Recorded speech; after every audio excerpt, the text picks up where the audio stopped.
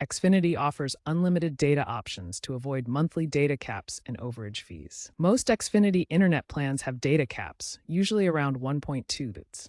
If you exceed this, you'll incur overage charges. As of December 2025, the easiest way to get unlimited data is to add it to your existing plan for $55 per month. Consider this if you regularly stream 4K video, game online, or work from home and often exceed your data limit. Check your Xfinity usage meter to see your average monthly data consumption.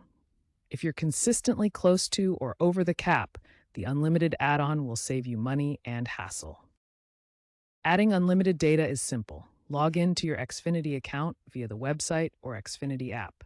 Navigate to Plans and Add-ons, then Internet Add-ons, and select Unlimited Data. Confirm your payment details.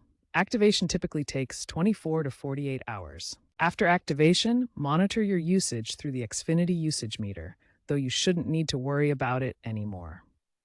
Note that unlimited data applies to your Xfinity Internet service only, not Xfinity Mobile or hotspot usage. In some markets, you may be required to have Xfinity Mobile to get unlimited data on your plan.